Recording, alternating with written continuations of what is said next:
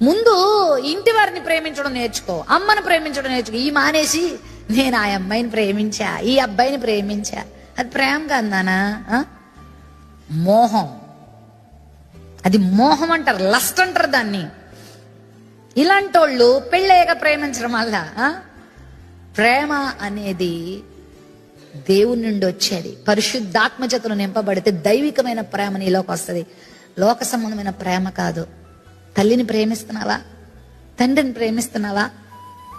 బీదవారిని ప్రేమిస్తున్నావా? అనాథల్ని ప్రేమిస్తున్నావా? తోటి వారిని ప్రేమిస్తున్నావా? నిన్ను వలె నీ పొరుగు వారిని ఏం చేయమన్నాడు ప్రభు? ప్రేమించమన్నాడు. ప్రేమ ఉందా నీలో? నువ్వు ఒక ముద్ద తింటున్నప్పుడు తిండి లేని వారిని ఒకసారి జ్ఞాపకం చేసుకో. ప్రభా, ఈ ఆహారం నాకు ఇచ్చావు, ఎంతమందికి లేదో వారికి దయచేయి. కనీసం పెట్టనన్నా పెట్టట్లేదు, కనీసం ఒక చిన్న ప్రార్థనన్నా చేస్తావా? లేని వారికి ఇవ్వండి అయ్యా. కనబడింది తినేయడమే.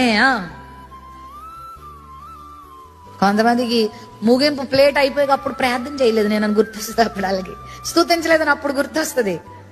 గుర్తొచ్చినా చేయరనుకో, ఇంకేదో అయిపోయింది కదా అంటారు.